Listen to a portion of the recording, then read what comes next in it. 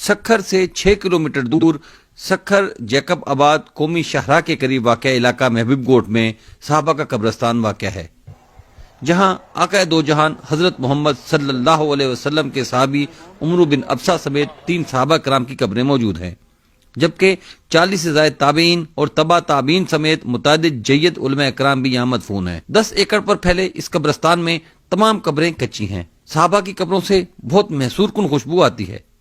تاریخی کتب کے مطابق یہ صحابہ کرام عمومی دور میں یہاں تبلیغ اسلام کے لیے تشریف لائے تھے، اس لیے مورخین نے سندھ کی دھرتی کو باب الاسلام یعنی اسلام کا دروازہ کہا ہے۔ ناظرین، بر صغیر پاک و ہند میں مختلف علماء کرام اور عالم دین گزرے ہیں، جبکہ بہت جلیل القدر دینی شخصیات کا بھی یہاں قیام ہوا ہے۔ بر صغیر ہند کے علاقے پاکستان میں خصوصی طور پر متعدد علماء کرام اور صحابہ کرام نے بھی سکونت اختیار کی۔ آج ہم آپ کو جس مقام کے بارے میں بتا رہے ہیں وہ انتہائی اہم قیمت کا حامل ہے۔ اسلامی تاریخ میں اس مقام کو خصوصی اہمیت حاصل ہے۔ سکھر سے تقریباً 6 کلومیٹر دور قومی شاہراہ کے قریب واقع صحابہ کا قبرستان ہے، جہاں پر 3 صحابہ کرام کی قبریں موجود ہیں۔ یہ وہ جلیل القدر صحابہ کرام ہیں جو حضور اکرم صلی اللہ علیہ وسلم کے دور میں یہاں تشریف لائے۔ مختلف تاریخی کتب میں بھی ان کی موجودگی کا جو ہے ثبوت ملتے ہیں۔ ان کی جو قبریں مبارک ہیں وہ اتنی اب بھی جو ہے کچی قبریں ہیں، تاہم جب آپ قبروں پر یہاں پر جو لوگ حاضری کے لیے آتے ہیں انہیں ایک انتہائی محسور کن خوشبو جو ہے وہ آتی ہے، جس سے تصدیق ہوتی ہے کہ یہ انتہائی جلیل القدر شخصیات ہیں۔ ان کے ساتھ اس وقت یہاں اس مدرسے کے جو انتظامات سنبھالتے ہیں وہ ہمارے ساتھ موجود ہیں، ان سے ہم اس جو ہے صحابہ کرام کی قبروں کے حوالے سے جو ہے تاریخی حیثیت کے حوالے سے معلوم کرتے ہیں۔ جی سر، بتائیے گا یہ کن صحابہ کرام کی قبریں ہیں اور ان کی کیا تصدیق ہے؟ یہ سیدنا عمر بن ابسہ رضی اللہ تعالیٰ عنہ صحابی رسول ہیں، اور دوسرا صحابی ہیں سیدنا عمر بن اخطب رضی اللہ تعالیٰ عنہ۔ تیسرا صحابی جو ہیں وہ سیدنا معاذ بن عبداللہ جہنی رضی اللہ تعالیٰ عنہ۔ بڑوں سے جو یہ تحقیق ہاتھوں میں آ رہی ہے، یہ صحابہ اکرام 42 ہجری میں آئے تھے ایران مراکز سے خوزدار میں۔ کوزدار اب ان کو کہتے ہیں شہداد کوٹ۔ وہاں کے لوگوں نے صحابہ اکرام کا اکرام کیا، کچھ گھوڑے کچھ اونٹ دیے تحفے طور پہ۔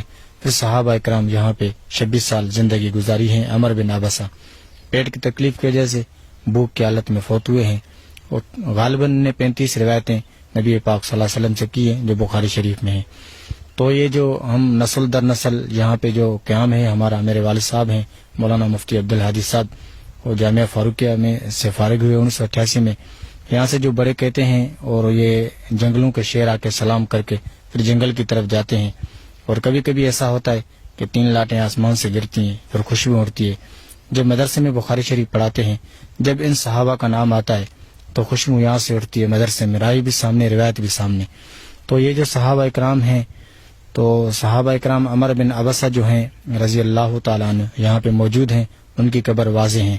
باقی سیدنا معاذ بن عبداللہ جہنی رضی اللہ تعالیٰ عنہ، حضرت عمر بن اخطب رضی اللہ تعالیٰ عنہ کی قبریں بھی واضح تھی، لیکن کچھ دور میں سیلاب آئے ہیں، سیلاب کی وجہ سے وہ مٹ گئی۔ پھر علماء اکرام جس نے حاضری دی، مولانا احمد علی لاہوری، مولانا تاج محمد شاہ مروٹی، اسی دور میں حاجی عبداللہ صاحب یہاں سے گزر رہے تھے، تو ان کو گاڑی میں زیارت ہوئی کہ دور دور تک جاتے ہو، ہماری قبروں پہ نہیں آتے۔ رائی صاحب آئے، مولانا حسن جان سرد والے آئے، کراچی سے مولانا محمد یوسف لدھیانوی صاحب آئے۔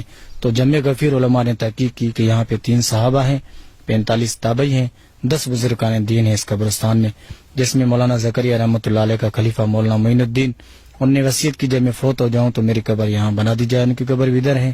مولانا نذیر احمد صاحب تھے جامعہ اشرفیہ کے شیخ الحدیث، فوت ہونے سے 4 دن پہلے کہا کہ میں جانے والا ہوں، میری قبر بھی یہاں بنا دی جائے، تو مولانا نذیر احمد صاحب کی بھی قبر یہاں پر ہیں۔ یہ 10 ایکڑ سے زیادہ قبرستان ہے، اس کے سروے نمبر پہ نام ہی صحابہ کا ہیں۔ تو ہمارے گاؤں میں تقریباً 1000 گھر مشتمل ہیں محبوب گوٹ جو یہاں پہ دفن کرتے ہیں۔ اہل حق کے ہاتھ میں قبرستان ہے الحمدللہ، کوئی پکی قبر نہیں ہے، ساری قبریں سادی سودی ہیں اسی قبرستان میں۔ اچھا، یہاں کون کون سی شخصیات جو ہے آئی ہیں جنہوں نے بھی آ کر بھی مزید تحقیقات کی جو باہر سے؟ یا یہ تو میں نے آپ کو بتایا کہ پہلے دور میں مولانا حسین احمد مدنی، مولانا تاج محمد شاہ مروٹی، مسجد نبوی کے پیشمام محمد بن احمد بن محمد، اور اسی دور میں جس کے ساتھ میں آیا ہوں حاجی عبدالوہاب صاحب، مولانا ناصر الدین خاکوانی، مولانا عبدالمجید لدھیانوی، مولانا عبدالحفیظ مکی اور جو ہیں مولانا محمد یوسف لدھیانوی، مفتی نظام الدین چھامزئی، وہ مفتی ظرف علی خان، بڑے بڑے علماء کی تحقیق بھی ہیں اور حاضری بھی دے چکے ہیں اسی قبرستان۔ یہاں اور کون سی ایسی کرامات ہیں جو یہاں ظاہر ہوتی ہیں جن سے جو ہے علاقے کے لوگ بھی فیضیاب ہوتے ہوں؟ یہ تو کبھی ہم نے بھی خود دیکھا ہے کہ 3 لاٹیں کبھی کبھی 3 جگہوں پہ گرتی ہیں دودھ کی طرح آسمان سے، پھر خوشبو اٹھتی ہے، اور جنگلوں کے شیر آ کے سلام کر کے پھر جنگل کی طرف جاتے تھے۔ ہمارے بڑے بھی کہتے تھے انورات بھی لگتے ہیں یہاں پہ، جب آتے ہیں تو دلی سکون ملتا ہے۔ تو یہاں پر جو ہیں جب بخاری شریف میرے والد صاحب پڑھاتے ہیں طلباء کو برکت کے طور پہ، جب ان صحابہ کا نام آتا ہے تو خوشبو یہاں سے اٹھتی ہے مدرسے میں، ایسے لگتا ہے رائی بھی سامنے، روایت بھی سامنے۔